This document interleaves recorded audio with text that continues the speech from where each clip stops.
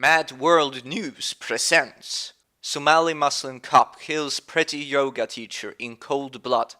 Then his sick secret comes out.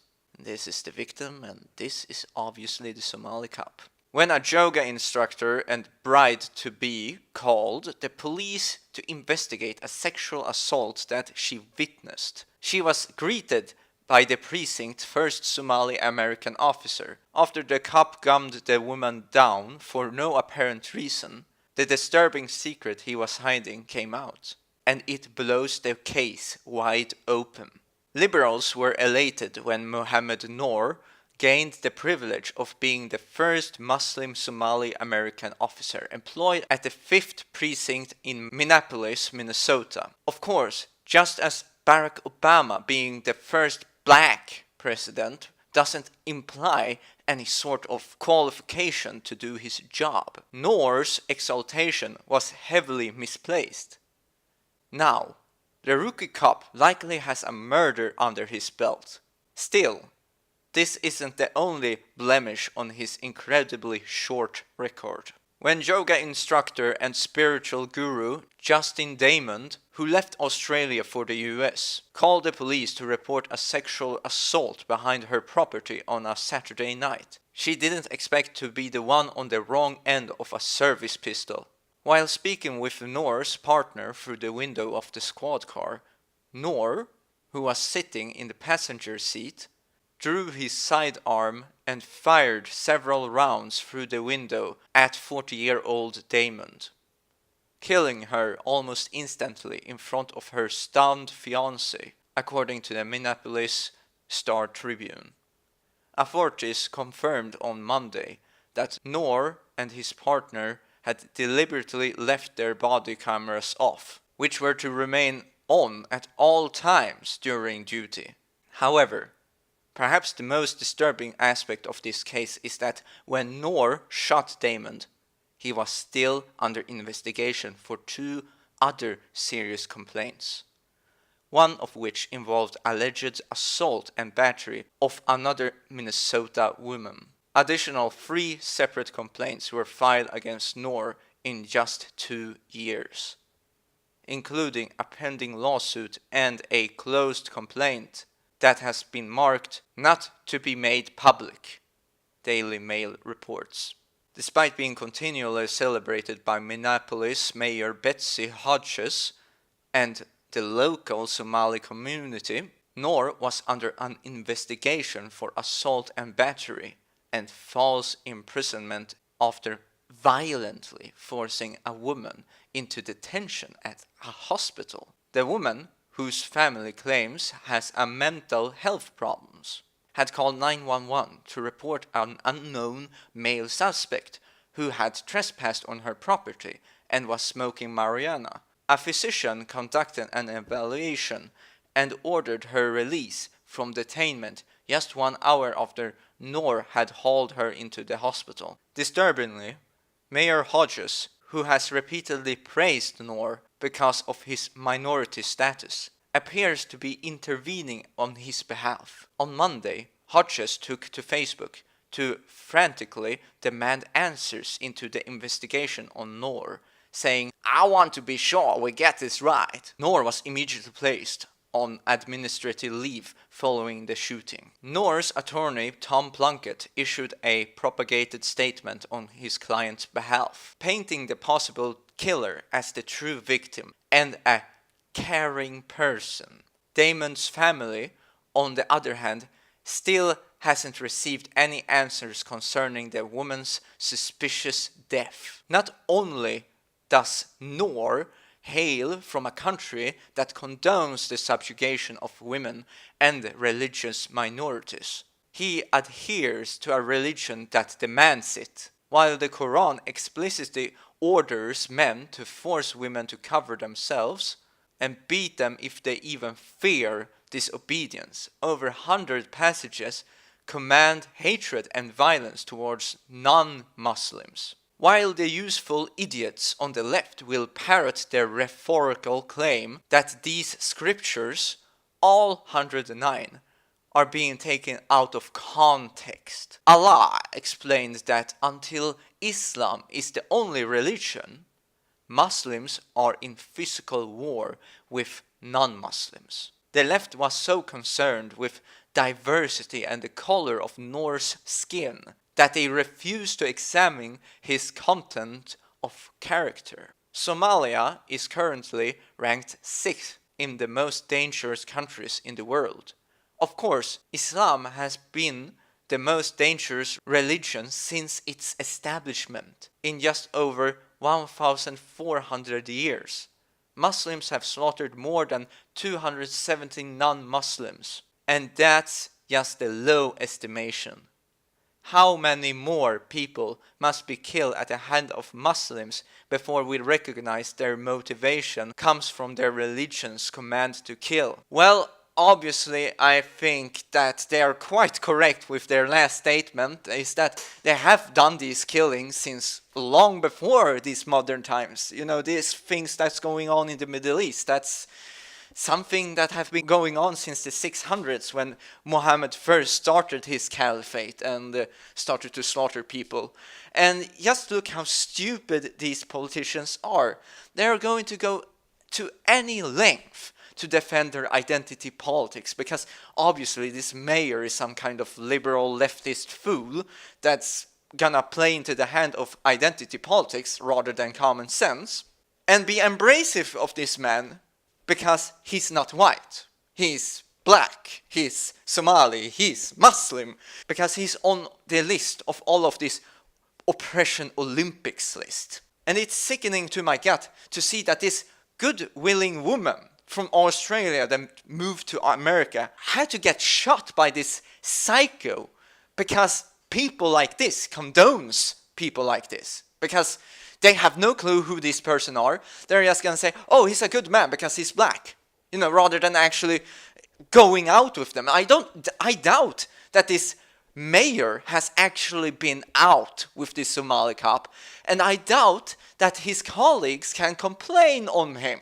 because if they do, they're racist and they will get fired. So no one criticizes this guy.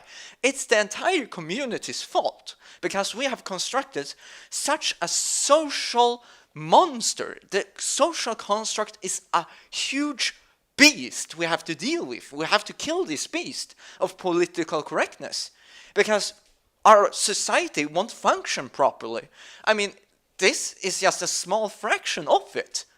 This will be a common practice. I mean, people can't complain on this guy because he's black. People can't go and say to a grown man not to go into a ladies' changing room because, well, obviously he identifies as a woman. I mean, it's pathetic. And with these liberal ideas of, I'm sick enough to tell it that it's liberal ideas. It's just mentally ill ideas. It's not even liberal. Liberalism, classical one, is actually a very good thing. That's what basically founded the Western society, along with things like capitalism and blah, blah, blah. But of course, there's, you know, evil super capitalists like George Soros, that's no doubt, and the Rothschilds, etc. But in general, it's a good idea compared to socialism or fascism, which are basically the same thing. I don't know exactly how fascism works, but the more I read about it, it seems to be more and more the same. But yeah, nonetheless, both in fascism and socialism, it's dictatorship. And of course, you know, this so-called democratic socialism, like in Venezuela, doesn't appear to be very democratic. But these crazy-ass politicians will constantly push for these things, and this woman, Damon here, she got shot because of carelessness by the authorities, because no one can criticize and we have to take people in, not by qualification, because of the color of his skin, because of his faith. But we kind of have the same problem here in Sweden with the police. We need more police, but we can't recruit more. And because they want 50% women and 50% men, the more qualified men don't get to get the education because the less qualified women has to get in there because they want 50% men and women because of gender politics. It's not like people care about qualifications anymore, even though whenever I search a job, they're gonna be, oh, you're not qualified enough. You need 5 years of experience. How am I supposed to get experience if you can't give me a job? And, the job I'm primarily educated for is being filled with immigrants. It's just impossible to get a job because they simply just pour these people in and give them these jobs. Not that I want to work with it anymore. So I'm basically trying to change career, but that doesn't work out too well. But, you got to keep trying, because otherwise, well, I'll be looking for a job forever and not finding one because, well, they have to appropriate to immigrants, or else you will hear, oh, my swear son, he needs a job. I need to give him the job. So good luck getting it through official channels. Either you have to build up contacts to get a job, or simply just be a minority of some kind, which will become a majority soon in Sweden because how stupid our politicians are. And my hometown is actually 60% plus immigrants. And that's, from all over the world. Mostly Syrian now, because they surpassed the Finnish. At least the Finnish are, closely in ethnic and cultural, but, when we take in the Syrians, more and more problems arise. I mean, I had a exploding car outside of my home not too long ago. I was trying to sleep, and stuff like that, and then you hear explosion, boom. Now I want to sleep, boom. I want to sleep, boom. And then I was like, starting to look, oh, it's burning. Oh, great. And then the fire truck came and, extinguished the flames. It's just ridiculous that our Western societies that was created on these great foundations of ideas of freedom and strength, but these freedoms are being perverted by socialists. And even Karl Marx said that democracy breeds socialism, because socialism will be tolerated, right? And as we will welcome socialism in, they will be able to enforce their laws upon us. Same with the Muslims. They come into our countries and they will manipulate the laws to their side. Same with all the other migrants. Everyone is manipulating our liberal systems. And as you probably have noted as time have gone on, our liberal systems are continuously diminishing. I mean, European Union is more socialist than anything. It's just a welfare state growing into an actual socialist state. That's what's going on. They want to centralize all power to the European Union. They do not want to have borders in the countries. They do not want to recognize the sovereignty of the countries. They want to get rid of us. And look in America, how the socialist and slash liberals, fools, the leftists, or whatever you wish to call them, or straight up communists, are growing more and more into power. And just look at the massive amounts of socialist professors. It's growing and growing and growing. When will people realize that people are actually trying to take over in politics? People are like, oh, whatever, I let the smarter people think. But, well, if you're gonna let people that are so-called smarter than you think, well, obviously, they will trash you in the future. They won't care about you. They will care about themselves. Vote for laws that benefits them. Like in Romania, they actually try to pass a vote that would help the corrupt politicians get away with their dirty works and allow for more corruption to flourish within the country. But thankfully, the Romanian people actually stood up to them and forced them not to pass this bill or whatever they were trying to pass. And I think it was a bill they tried to pass. And that's basically what we need to do. We need to stand up to our governments, and we need to stand up together as a people and say, we had enough of this mass immigration, we had enough of this disruptions in our systems. We had enough of this identity politics. I mean, of course, a policeman should be recruited because of his qualifications, not his gender, race, or wherever he came from, if he was rich or poor. It should not matter. It should matter that he's stable in his mind, he has good values, a good sense of justice, can keep calm under pressure, have a physical strong condition, that he's not, weak or in any way gonna break his back when he lifts something, because he's gonna have to deal with hardened criminals and be able to not be corruptible, Of course, that can be difficult to see because everyone can be an actor, right? But still, I think there's lots more that you can check for qualifications rather than just look, oh, this guy is black, he's very good. I condone his actions. I speak on his behalf. This man has done nothing wrong because he's black and you're racist.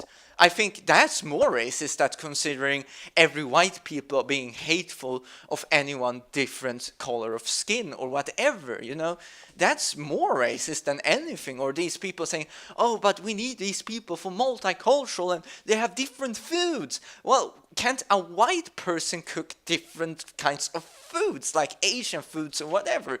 Just look at Gordon Chef Ramsay and all of other master chefs of France, etc. Most of them are white and most of them can cook like basically anything. So the reasoning by having immigrants to cook food, to get jobs, etc., that's pure bullshit, considering how we have built up our Western societies without those people in the largest part. And look at their countries, the ruins of war, and some countries doesn't even have anything worth mentioning as special if you look in the African region. And I don't mean to say this as being mean or racist or anything. It's just a pure fact. Look at their countries. They have shanty towns. That's very impressive, right? That's something any kid could really do. It's like, it's like grown-up children. And these people are coming here to Europe, pouring in from Africa, especially Somalia, because one, they're Muslim. They want to declare war, like they said here in the text, very brilliantly, I might add, that they're coming here because we are infidels and they need to wage war. There's whores to rape because, well, obviously, if you don't dress as them, if you drink alcohol, if you smoke, or if you kiss your boyfriend, have nice dress, you're a whore and they can rape you. That's their code of ethics. You don't dress properly, well, then you're a whore. It's simple as that. That's how they see European women. They see them as whores and infidels. And not just only that. The biggest reason why most people are probably coming here, other than those two reasons, is by economical means. Because what does these migrants get when they come here? They get everything. They get a place to live, they get money, they don't even need to work. And in their home countries, they're gonna starve, they're gonna not have any money to do anything. So the most poor and desperate, and those that have a little bit better but simply just doesn't want to work, they're gonna pay these human traffickers to get them off the coast of Libya, and then just get hitchhiked by those George Soros founded vessels and get to Italy's coast, and then voila! The European Union has established with the Red Cross, etc., all kinds of rescuers sitting there on the bay, ready to receive these people, having buses ready to transport them into Europe. It's all planned out. This is a process. And this process is killing us very rapidly, I might add. And these people, well, this is far nicer than Africa. I mean, they get a nice home, they get money, even health insurance, without having to work a single hour.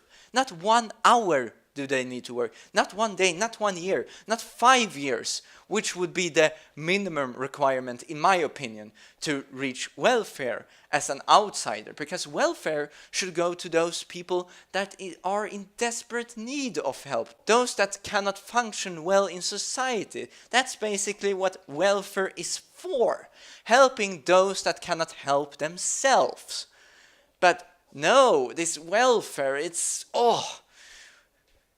you know, when you take in so many migrants, the welfare money will more likely go to the migrants because, well, obviously they will be in desperate need because 1, they can't speak the language, 2, they most likely won't be able to get a job, right? So they will need the huge support of this welfare. And 3, as time goes on, they will say, well, you know, the European people, they had so much of this welfare, it's time for us to give back to the rest of the world. But when you think of it, what has really the rest of the world given us?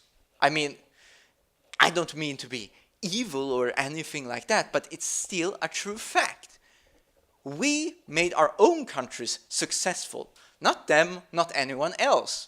We have been invaded, we have been at wars, we have built, we have destroyed, we had our history, a great history in fact. But now we're shattering it with a sledgehammer into 1,000 pieces. We're like glass shattering. That's what's happening with Europe. That's what's happening with the entirety of the Western world. I mean, South Africa, like I mentioned in another video, it's devastating to see what's going on there because they're basically gonna face extinction soon, very soon. And Denmark, such a little country, has to take in so many people. And Sweden are still trying to pour in people because Finland just threw out lots of people, forced them out of their countries. But what does Sweden do? Yes, we welcome them. We stand at our border, say welcome refugees because, well, obviously if they don't want them, they're gonna throw them to us.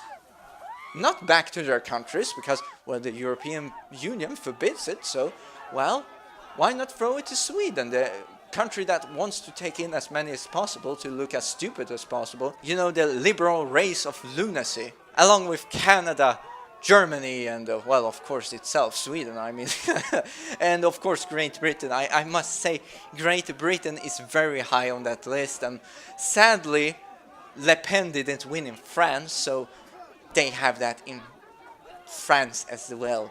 I mean, there's many countries, I mean, most of the countries in Europe, but I mean, these countries really stand out.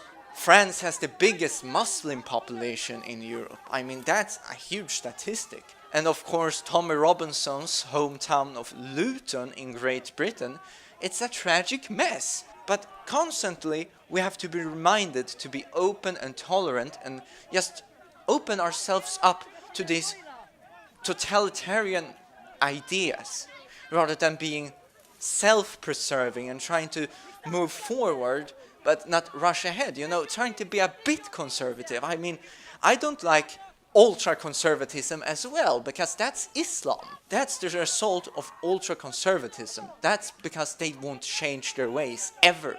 But that doesn't mean that conservatism is a bad thing.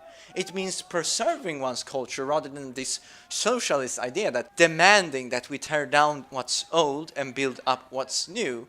And usually they want to symbolize themselves proudly in display that, oh look, this was done by the Socialist Party. You know, that's them in a nutshell, or Labour Party, or whatever they wish to call themselves. Socialist, democratic, or communism, or whatever party, you know, it's socialism, whether it's a welfare project state, Nazi, it's the same thing. It's just gonna result in a dictatorship that we impoverish the people and the people will suffer greatly for it and starve to death, etc., blah, blah, blah. And obviously, those people in government will be the only ones really profiting from all of this. And we still have to take in people from these countries that reads the Quran and says that they have to kill the infidels and wage war, jihad, or cut the heads of Christians and Jews. And we have to take them in and place them in places of power. It's sickening that this woman was shot by this lunatic because of identity politics. I mean, you're supposed to trust the police, right? You're supposed to be able to trust the authorities. But now it's probably better not to call the police at all. It's probably better to be a selfish person. It's not like the old days when people try to help each other out. You know, it's nothing like the old days where you could ask your neighbor for help. No, now you isolate yourself and your family from everyone else, and the only ones you try to think about is your family. You don't try to think about your neighbor. I mean, like in the 10 Commandments, like, do not covet anything from your neighbor, etc. It's, you know, why would you covet anything from your neighbor if you don't speak with your neighbor at all? You don't even care about your neighbor.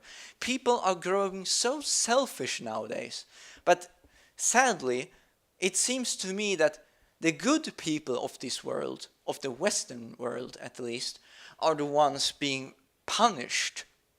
They're being punished for doing good deeds. And in this case, it was very true. She was shot, and apparently her fiancé witnessed the ordeal, but, you know, it makes you wonder, should you really help people? Or when I showed the Trump, the guy that stopped to pick up the guy, but he got burned alive and got his car stolen, it's like, what has happened with the world? I mean, it's horrible. I mean, you're going to be afraid to report anything. You're going to be afraid to go out. That's what's happening with our society. People are forming these no-go zones. And women don't dare going out at the evenings, you know, even at day, because people are afraid to get raped in the broad daylight because of people like the Somali cop that just thinks they're whores and you can toy with them as you please, have them as sex slaves. You can beat them into obedience because that's a standard practice. But people here in the West, they still don't realize it. I mean, I've shown a video where the people raises their hands at the questions whether they think these things are normal or not.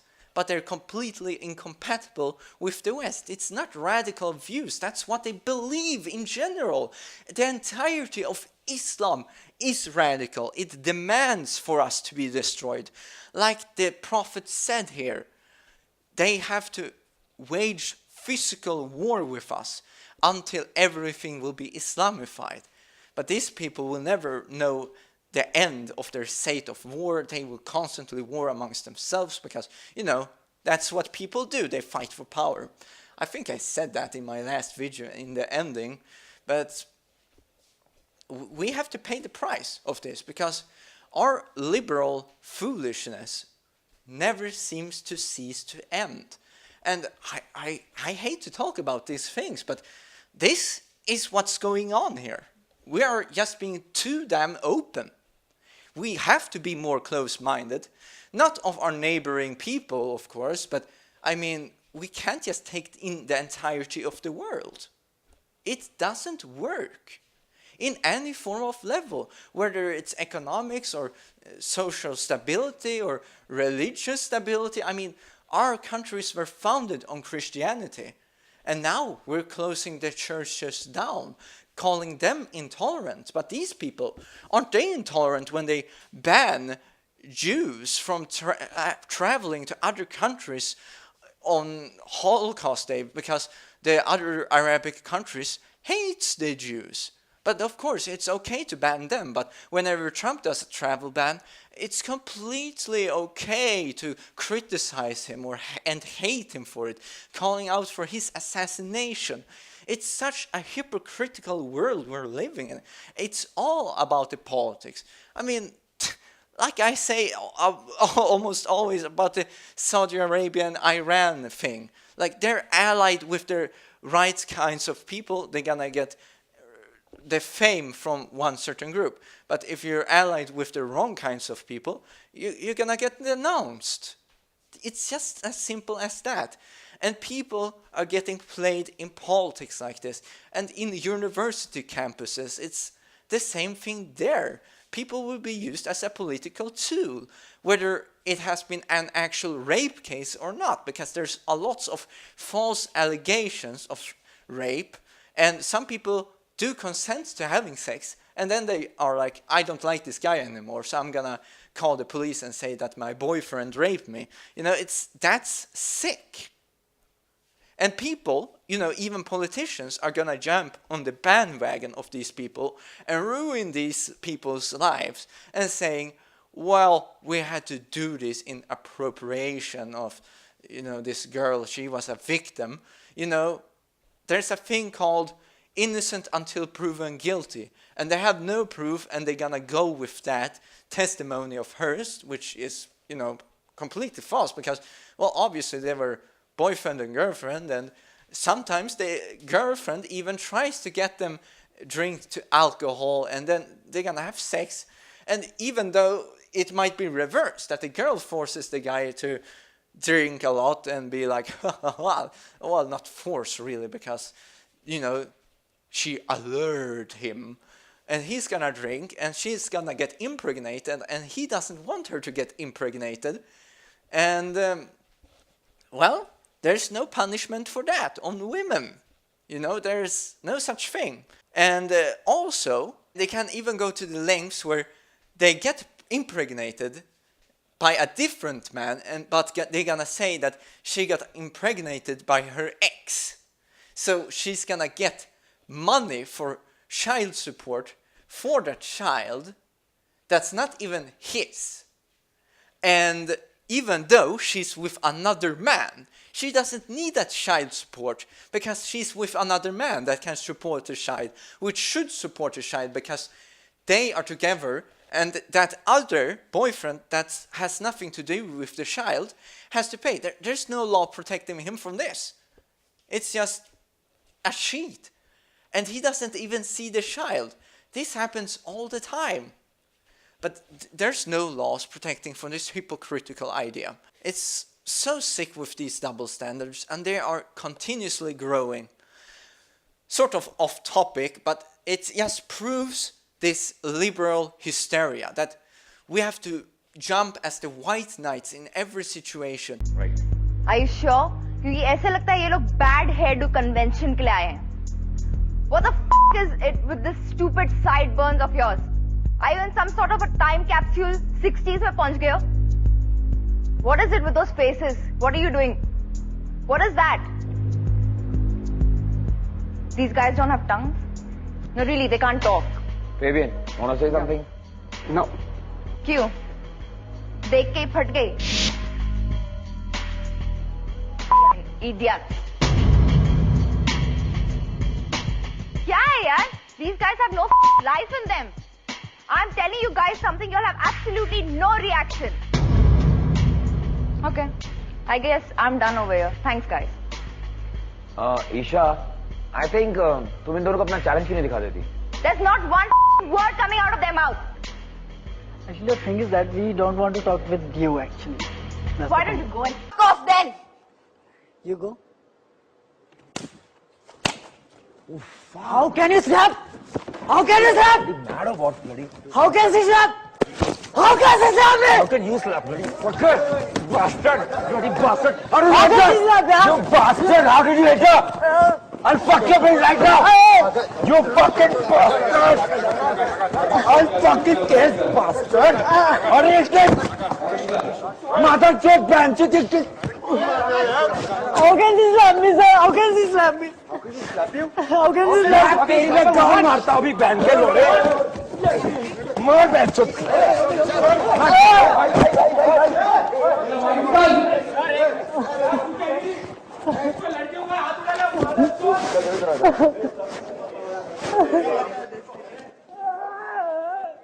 तू अपनी बहन को यहाँ भेज अपनी बहन को बहन के लोड़े तेरी औकात नहीं कुछ करने की Mother chod bosuri ka. What है क्या बहन के लौड़े? No matter how crude they may seem, we have to jump on the oppression Olympics list and protect the ones that are highest on the list. But it's so sick to me that the ones that seems to be the most oppressed are the Muslims, while they are the biggest oppressors in the world. I mean, they are the ones that actually have modern slavery and promotes it. Just read the Quran. It's in there, I promise you. I'm not lying, I have read it. I know what's in those texts. They promote slavery. It's not misinterpreted like many would say, like they said also in this article. It's just is what Muhammad was. He was a warmonger, he was a rapist. You know, Tommy Robinson calculated. Good old Mohammed. In Islam, Muhammad is considered a person who has reached perfection. He embodies the divine attributes of God, and Muslims consider him the ultimate role model. Surah 33 verse 21 is just one of many pieces of text that sets this out. Ibn Arabi, a Sufi mystic philosopher and poet, also helped establish this idea. The situation in Europe today is as if Muhammad was still alive. His strict followers of Islam are behaving exactly the same way as Muhammad did, because he was a criminal and he was a warlord. And if Muhammad was still around and he behaved the same way as he did in the 7th century, he'd rack up a pretty impressive list of criminal convictions, just like myself. Let's have a look at some of them. Rape and molestation of a minor. In the Bukhari Hadith, volume 5, book 58, 234 and 235, it states that Muhammad was engaged to Aisha when she was 6 years old. Yes, 6. He consummated that marriage, or he raped her, as most people would say, when she was just 9. In the UK, the molestation and rape of a minor results in the prosecution under the Sexual Offences Act. If convicted, Muhammad could face life imprisonment. Physical assault and child abuse. What a guy. Muhammad struck his wife Aisha in the chest. He beat up her child, causing her great pain. Under UK law, Muhammad would be charged under the Offences Against the Persons Act, which carries between 2 and 7 years imprisonment. He could also be charged under the Child and Young Persons Act 1933, with a sentence of up to 10 years imprisonment. Sex slaves. After beheading the men of Banu Qurayza, Muhammad took women and young girls as sex slaves. Being charged with sex slavery is punishable by up to life imprisonment. What a guy! Along with the charge of sex slavery, Muhammad would also face charges of rape, which is also punishable by up to life imprisonment. And by the way, if any of the followers of Islam deny this, there are many other stories that involve Muhammad raping, murdering and enslaving. Sophia. She was the daughter of a Jewish tribal chief. She was married to a man called Kanana. Upon learning that Kanana had hidden his treasures, Muhammad instructed his men to burn him with a hot iron rod, set fire to his stomach until he revealed his secrets. His men then beheaded Kanana. Muhammad took his wife, Sophia, that night as a sex slave. This story is explained in the biography of Muhammad by Ibn Ishaq. That's one of the most recognised biographies of the Prophet Muhammad in the world. This brings us to torture. Yes, torture. Under Article 3 of the Human Rights Act, torture is punished severely. It has also been illegal for centuries under English common law and would likely result in a life sentence. Robbery. By torturing Kanana and stealing his treasures, Muhammad would also receive a charge of robbery. Once again, English law says that a person guilty of robbery or of an assault with intent to rob shall on conviction on indictment be liable to life imprisonment. Terrorism. This is the point, terrorism. Muhammad promoted violence against all those who created fitna, which by its Quranic definition is disbelief in Muhammad and Allah. You know, every non-Muslim. In the Bukhari Hadith, it shows that Muhammad instructed people to fight all people unless they believed in Allah and that Muhammad is Allah's apostle. By ordering his followers to become terrorists, Muhammad would be charged under the Terrorism Act of the year 2000. The Act states that terror is a threat that is designed to intimidate the public or a section of the public, and that the threat is made for the purpose of advancing political, religious, or ideological causes. Once again, this means life imprisonment for Mo, planning and organising assassinations. Muhammad also ordered the murder of Al-Ashraf, a Jewish poet who wrote insulting verses about Islam. Muhammad asked his followers, "Who will rid me of this man?" which resulted in his people stabbing Al-Ashraf to death. The story can be found in Bukhari, Volume 5, Book 59, number 369. By conspiring to commit murder, Muhammad would face yet another life sentence under Section 1A and 2A of the Criminal Law Act 1977. Well done, Mo. Top guy. Mass murder. Ibn Kathir, one of the most revered and influential Sunni scholars of all time, cites the Quran's chapter 33 and verses 26 to 27 and 9 to 10 as explaining Muhammad's attack against the Banu Qurazi tribe. Muhammad and his followers beheaded around 800 men and boys. If done today, Muhammad would be in prison for the rest of his life, after being charged for mass murder and potentially even war crimes. Muhammad would serve a life imprisonment sentence for every man he personally killed, and hefty sentences for lives taken as a result of him instructing his men to do the same. Believe it or not, this is not an exhaustive list. I could spend weeks talking about the crimes committed by Muhammad, but just the ones I've outlined would land the so-called prophet with monumentally large prison sentences. He would be sentenced to a minimum of 12,122 years in prison. This would be a funny statistic if these horrible crimes didn't still affect us today. Muhammad was a criminal warlord who beat and molested children. He beheaded innocent people, he robbed, he pillaged and he raped. And his followers emulate him. It's easy to get emotional and shout, "Not all Muslims," despite the fact that none of us have ever said that anyway, yeah? But it's important we look at the facts. The historic texts, the Quran and the Hadiths make it clear that Muhammad committed these crimes. They also make it clear that he was the perfect man. Yes, perfect. And that leaves me with one question for everyone on the left and everyone who opposes us. Do you really believe this doesn't pose a threat to your way of life? Thank you for watching. If you like that and you want to see more, click like and subscribe. He did so many crimes. I mean, they were in huge battle. He was a warmonger. He created the first caliphate. I mean, damn it. Read history. In the Meccan version, he's peaceful. In the Medina version, he was a warlord. You know, it states in the Quran that he actually did these atrocious things. Yet you're gonna have these naysayers that says, oh, he's completely peaceful. He never did anything. He was only doing these things in self-defense. I mean, I remember when I was trying to understand this history, you're gonna read about Muhammad, and he's this peaceful guy. He's this, oh, you know, he never hurt anyone. And then you're gonna have texts that completely contradict this, and you're like, what is true? The ones that say that he only ordered people to do this in self-defense. Like, that sounds ridiculous. You don't order people to self-defend you, to kill someone. That's what you do when you're a freaking mob. That's what you do when you tell people, you know, this guy, he gotta go because he's fucked up, you know, pop him, make him sleep with the fishes. That's the sort of guy he was.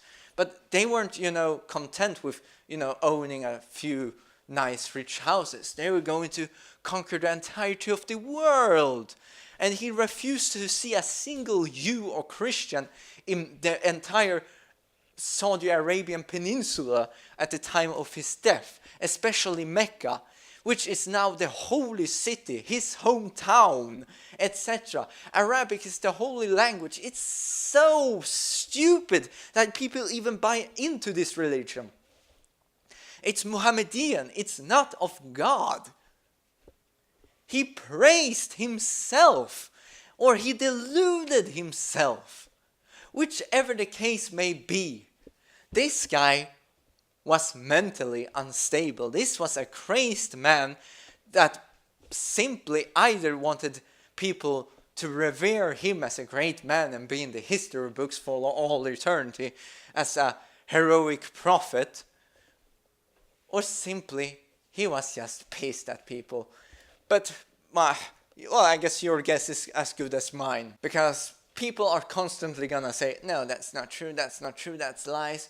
And, well, even though they don't read a single thing themselves, they're gonna be so self-righteous and think they know everything. You know, I don't know everything either, but still I take my time to actually read texts. I do take my time to listen to other experts. I do take my time to listen to both sides and neutral ones, and I do listen to lots of people that, you know, you know, you don't know anything. All right, well, tell me what I don't know. You know, their answers is so vague. They try to just dodge the subject, or they actually don't know what they're talking about.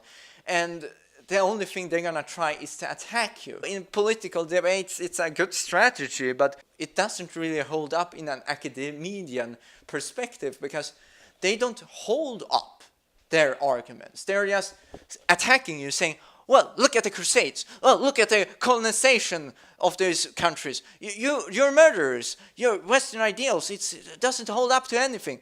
Well, okay, I mean, should I try to answer you on the Crusades, or should I answer you on the colonization thing first? Oh, well, look, there were slaves. White people had slaves. And they're gonna just throw up anything they can think. You're hateful person. You can't talk with these people because they refuse to listen to anything you say. I mean, I tried many times to talk to people like this, and I remember at the Stockholm truck attack, I tried to talk to a guy in the comment section of my video, but then he started to spam so damn much. I was like, wow, this guy, I really must have triggered him. I was just trying to help him understand. I tried to use facts, and he said I was subjective. Nothing I said was true to him. Everything I said was, they're not real Muslims. I show videos of, people undercover in these schools, and they say, you must kill infidels. If someone leaves Islam, they must die. And all of these things, the gay and the adultery things, they stone people to death. But no, they're not real Muslims. What is a real Muslim, you freaking moron? My Muslim brothers are peaceful. They will never do anything. Like, you're in denial. No, you're in denial. They're gonna turn everything you say back against you. People don't want to battle with logic.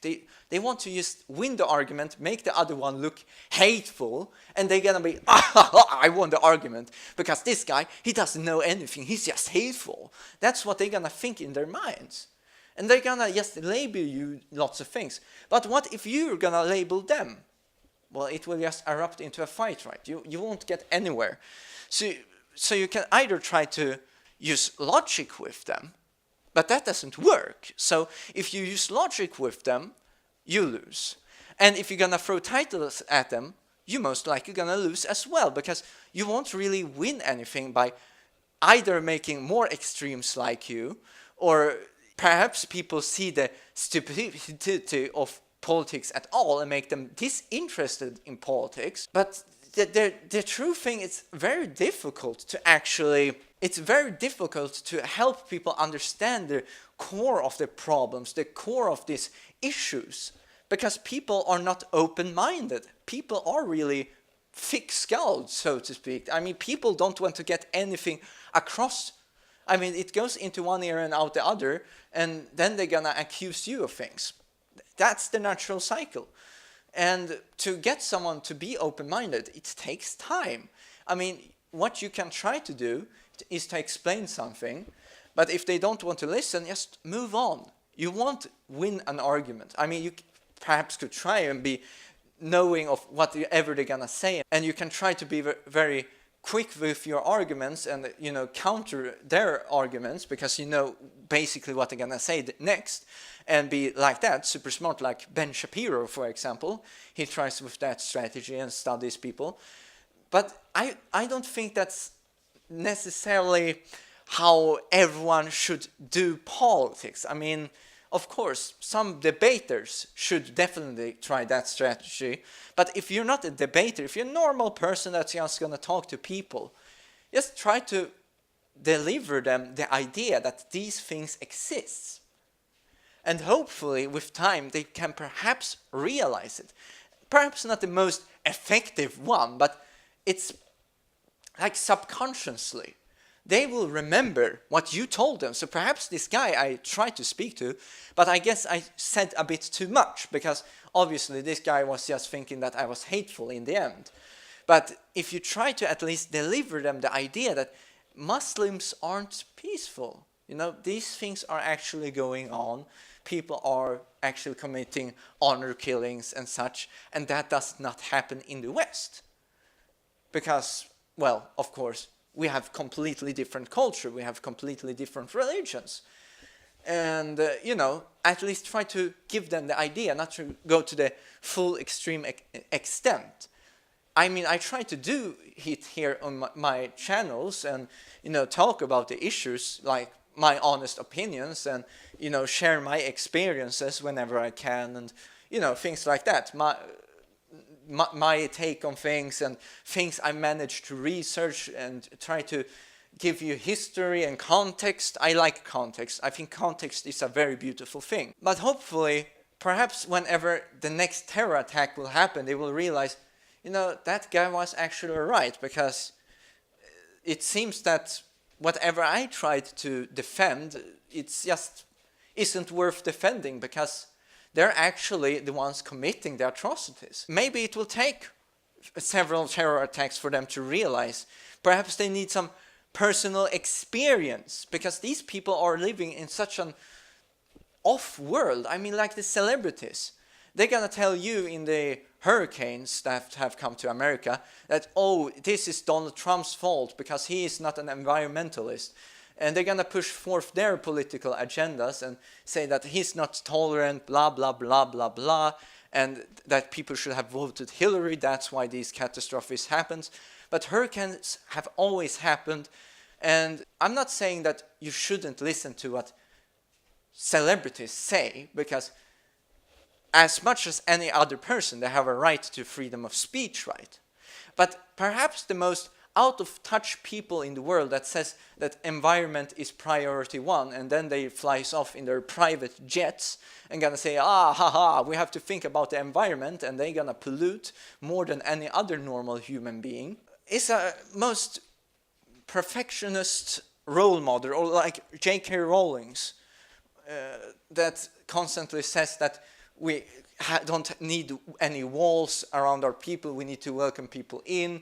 Her multicultural fantasy, Harry Potter, is the way to go, because look how happy everyone is in my directed movie and books, which I totally created from my imagination, is reality fundamental for us. Perhaps not so good to listen to a hypocrite that walls her off in her luxurious mansions. And wait, that's basically every celebrity's doing nowadays. I mean, Katy Perry, I mean, you just look at their villas, etc. They have giant walls. Some of them are in a complete separate island with a bridge to it. Helicopter pads. I mean, is this people that lives amongst us and has to see the immigration crisis? No, they don't. And then we have, for example, George Clooney saying that anyone that doesn't accept immigrants is a, you know, racist, blah, blah, blah. Yet he sold all of his houses in Europe, including his home in Great Britain, which was on the countryside, because of the increased countryside attacks. Isn't that hypocritical? Or is this just something that we all should accept, you know, it was just more Britons attacking people? No.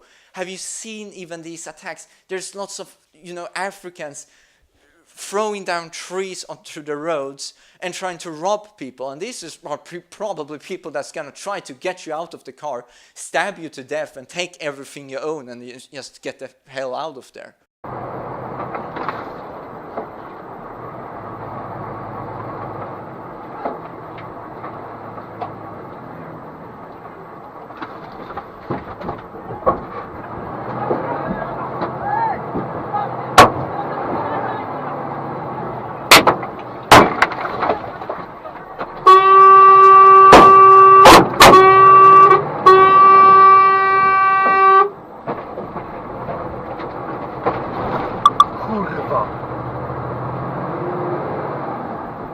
And there's no people on the countryside to defend.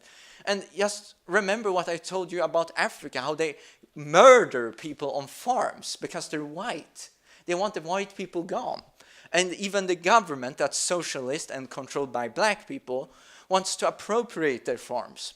And the celebrity, which is a political leader, I think he was from a rock band, he's actually having a political party to try and fight back for these farmers.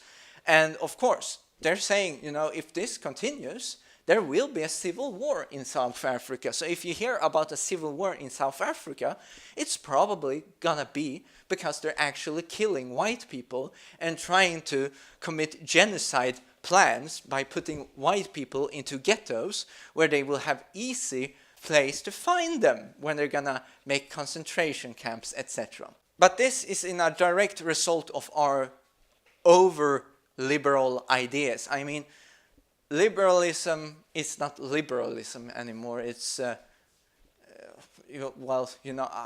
don't know whether to call it mental ill idiots or useful idiots. Or it's a good expression. They actually used it in the article now that I think about it.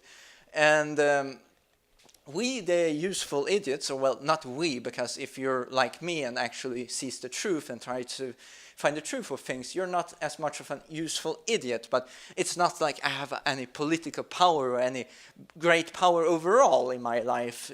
I mean, I try to see things realistically and give it out to you people. But the other people, these liberal fools that would praise this Nora that shot this poor yoga instructor, they would just condone his actions, like, you know, he did it probably in self-defense.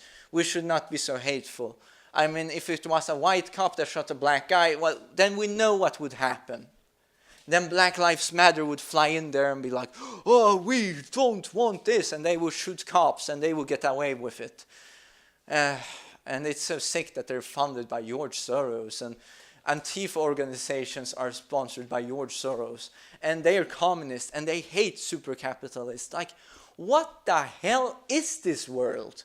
I mean, people are so blind to what's going on around them. They don't want to see the truth. They only want to see the convenient truth.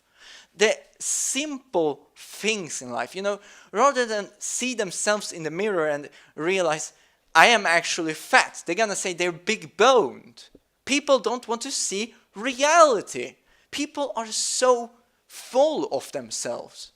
We are so spoiled. But how long is this gonna go on before we realize, you know, perhaps we have gone too far? You know, can't we just be honest and, you know, admit these things? Like, yeah, we have gone a bit too far.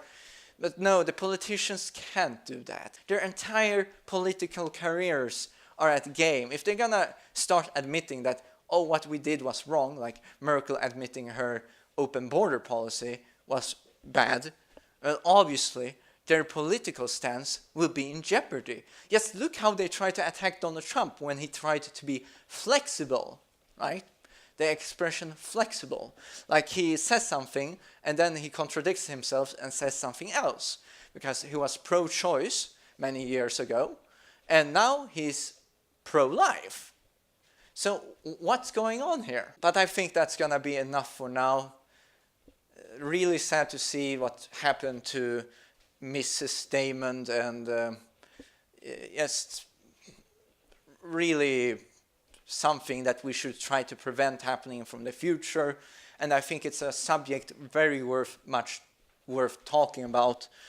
And hopefully people will also stand up rather than just sitting silent and be like, yeah, we have to accept these new laws. Our politicians said this, it's a good thing. No, you have to take and make your voice heard in a democracy. Otherwise, what the hell is the point of having a democracy? You're voting in a dictatorship that could eventually just make itself a dictatorship. You have to be active. Otherwise, well, just be happy with your new Islamic caliphate. Be happy with your socialism. Because that's what's going to rule you in the future. Because you stood silent. Because if you don't participate in a democracy, that democracy will turn into the devil's playground. It's just that simple. But in the meanwhile, this is where I get off.